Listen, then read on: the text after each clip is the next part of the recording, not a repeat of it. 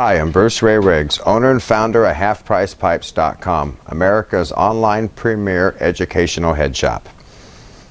And I was asked to do this video proving cannabis laws, income tax, gun control, and all those are unconstitutional. They derive from an unconstitutional jurisdiction. The American people were deceived out of their constitutional standing in law, and the constitutional standing in law was switched to a corporate standing in law, where they became owned corporate property, corporations owned by another corporation. Here's how they did it. In 1862, while the Civil War was going on, Congress took it upon themselves to redefine the meaning of a word, person, to mean a corporation. So in 1868, when the 14th Amendment made all persons, which is corporations, citizens of the United States, and subject to the jurisdiction thereof, here's what they did. Let's look at the term United States. This term has several meanings. Black's Law Dictionary makes that clear. One meaning is Title 28, subsection 3002, Part 15A. United States means a federal corporation. By making you a citizen of Washington, D.C., which is United States, Washington, D.C. Incorporated, doing business as the United States, February 21st, 1871. On the last page of the 14-page document, when Washington, D.C.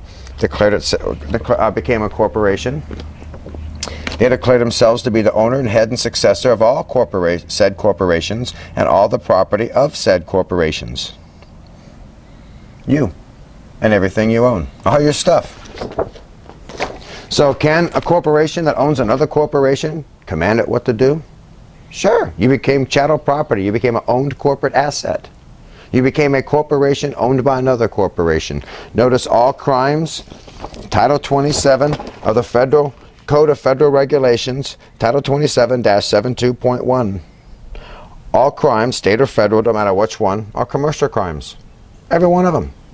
Because a corporation is a person within the meaning of the 14th Amendment. You. You see, the 14th Amendment created or at least recognized on July 28, 1868, a citizen of the United States, as distinct of that of the state. The state citizen is the one the Constitution originally created. That one will be found at Article 4, Section 2 of the United States Constitution. The citizen you are, if you're a citizen of the United States, is a 14th Amendment fictional creation known as a person or citizen of the United States. Same thing. Notice all the laws apply to persons and citizens of the United States. The 16th Amendment, income tax, they say it's unconstitutional. So how do they get past that? The tax only applies to persons and citizens of the United States. It's a corporate tax. So is this lawful? How is it illegal? How is it illegal to change your standing in law from being a citizen of a constitution to being a corporation owned by another corporation subject to the jurisdiction thereof? It's not lawful. It was, even if the 14th Amendment was properly ratified, let's take a look at the Supremacy Clause of the United States Constitution found in Article 6, Paragraph 2, which holds the Constitution to be supreme law of the land and strikes anything out of its way nullified that tries to supersede it. The 14th Amendment created a different government, a different citizenship, with a different jurisdiction than what the Founding Fathers gave them. That's the reason the 10th Amendment doesn't apply to a 14th Amendment citizenship. There's no boundaries there. There's no perimeter on how far this corporate jurisdiction will go. Now, does the Congress know of this fraud? Oh, sure they know. 1957 Georgia Memorial to Congress. They know. The 1967 Congressional Record memorialized on the Senate floor, page 15641 through 15646. They know.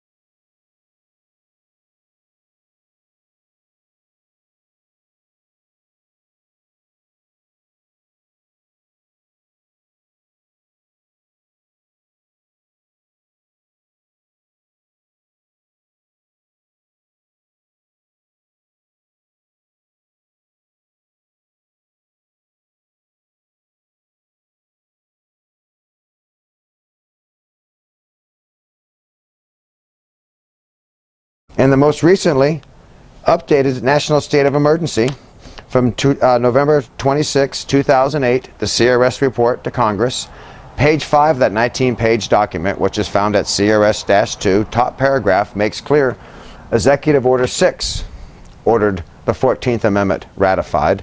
Executive Order 7 ordered it lawful and published. Nowhere in the written letter of the Constitution is it lawful to ratify an amendment to the Constitution with any form of executive order. But these two aren't even real executive orders. Executive Order 6 and 7, as the CRS report makes clear, had the signature of the Secretary, not the President, Andrew Johnson, who was against the 14th Amendment, saying it created a de facto government, which it did. Let's look up de facto government here. Black's Law Dictionary, fourth edition. Y'all can get these on eBay for like $20 used, but it's good to have a Black's Law Dictionary. I love them. One that maintains itself by display of force against the will of the rightful legal government and is successful, at least temporarily, in overturning the institutions of the rightful legal government by setting up its own in lieu thereof. The 14th Amendment created a different government, a different citizenship, and a different jurisdiction. The Founding Fathers didn't give the government the jurisdiction to do what it's doing today. Cannabis laws included, gun control included. See, the 14th Amendment makes you subject to the jurisdiction thereof. Subject to, Black's Law Dictionary, 4th edition. Liable, subservient, inferior, obedient to, governed, or affected by. Wow, that's a far cry from the word free. Black's Law Dictionary, free, not subject to legal constraint of another. Unconstrained, having power to follow the dictates of his own will, not subject to the dominion of another, not compelled to involuntary servitude. Used in the sense as opposed to slave. Word for word, Black's Law Dictionary, y'all. See, the 14th Amendment made you an owned piece of property. You see, when in Washington, D.C. in 1871, after it created the citizenship of the United States, incorporated, doing business as the United States, and declared itself to be the owner and head and successor of said corporations in the United States and owners of their property thereof, after making you a corporation. That's all your stuff. That's why you owe so much on the national debt. That and 14th Amendment. Section 4 makes you responsible for the national debt and goes on to say you don't have no right to question the validity of it. You're subject to the jurisdiction thereof. They can't say they don't know. I mean, this is not nothing that Congress don't know. I mean, 1957, the Georgia Memorial to Congress, they know. The 1967 Congressional Record, page 15641 through 15646. The CRS report from November 26, 2008, CRS-2, which is the 5th page of that 19-page document, top paragraph, makes clear Executive Order 6 ordered the 14th Amendment ratified. Executive Order 7 ordered it lawful and published. And both Executive Orders 6 and 7 were never even signed by the President. Even if they were signed by the President, there was no lawful jurisdiction given in the Constitution to ratify a constitutional amendment with an executive order. Especially 2 of them, that's fake. Especially when the President, Andrew Johnson, was against the 14th Amendment, like we've already pointed out. So the 14th Amendment created a different citizenship than the Constitution originally created in Article 4, Section 2. Congress also set up a different court system for the 14th Amendment citizenship. We originally had Article 3, Section 2, Clause 1, jurisdiction, and law and equity. Now you're in equity at law because a corporation's a person within the meaning of the 14th Amendment. That's pretty much in summation. I have other videos that get into much more detail that break this down if you really want to get into more details. All of those can be found at DirtyUncleSam.com. I'm the owner there also, as well as ProveIt'sReal.com. If anyone thinks they can prove the 14th Amendment's real, they have a right to collect the money that was pledged from the people that pledged it if they possibly can. You can't. The Supremacy Clause strikes it with null if it was properly ratified, and it wasn't.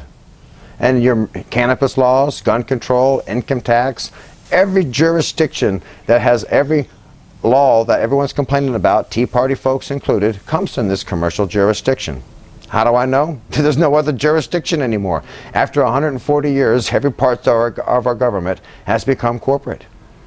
And you really want to know something bad? Executive Order 12803, 1992, privatized the United States.